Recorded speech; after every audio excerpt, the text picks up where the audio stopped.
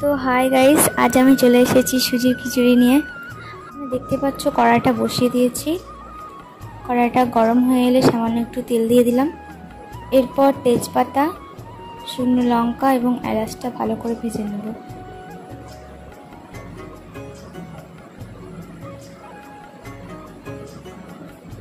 এটা এখন নামিয়ে নেব।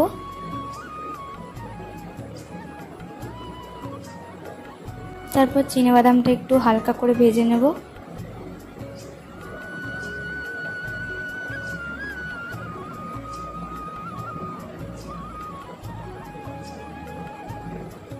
এটা অপশনাল, যার মন মতো দিবে যতখানি যে।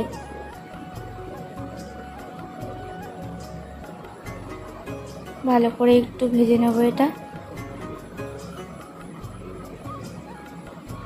দেখতে পাচ্ছ এটা ব্রাউন লাল লাল হয়ে গিয়েছে।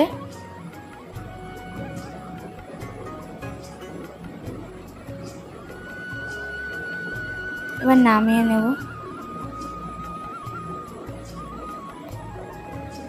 মশলাটা দিয়ে দেব। এখানে আছে আদা বাটা, লঙ্কা বাটা এবং জিরে বাটা।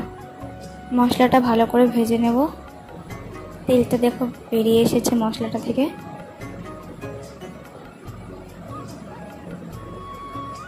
এরপরেতে দিয়ে দেব হলুদ গুঁড়ো,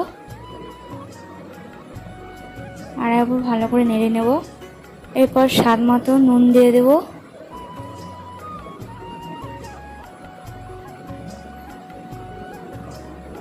এবারও ভালো করে নেড়ে নেব এটা। তারপর ভাজা সবজিগুলো দিয়ে দেব। এতে আছে আলু, বিনস এবং পটল।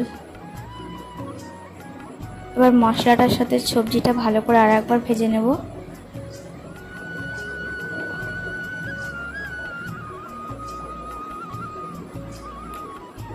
দেখতেই পাচ্ছ সবজিটা অনেকটা মশলা দিয়ে মেখে গেছে।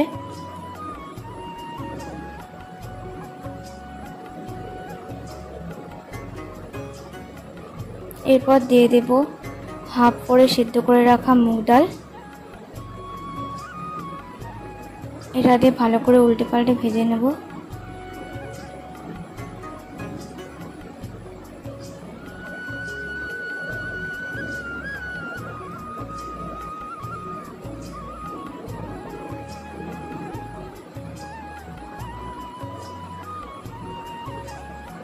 দেখতে হবে এগুলো সিদ্ধ হয়েছে নাকি সবজিগুলো।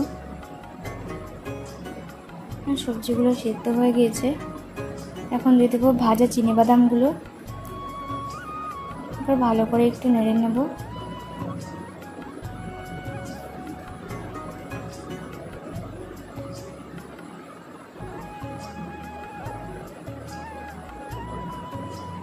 তারপর এতে দিয়ে দেবো সামান্য পরিমাণে চিনি।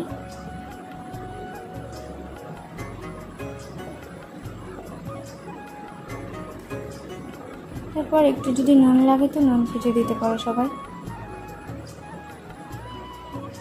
আবার একটু ভালো করে ঘেটে নেব।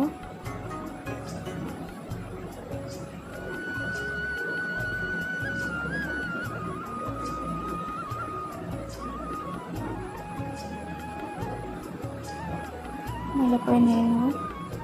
তারপর হালকা ব্রাউন করে ভেজে রাখা সুজিটা দিয়ে দেবো। বেশ ভালো করে এটা নাড়তে হবে, কারণ এখন জলটা শুকিয়ে যাবে। না নাড়লে লেগে যেতে পারে। এটা ভালো করে নেড়ে নিতে হবে এমনি করে।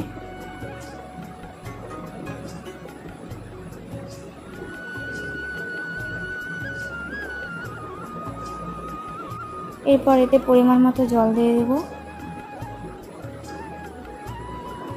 1 চামচ মতো ঘি দিয়ে দেব। ভালো করে নেড়ে ব্যাস এটা হয়ে এসছে। নামিয়ে সার্ভ করুন।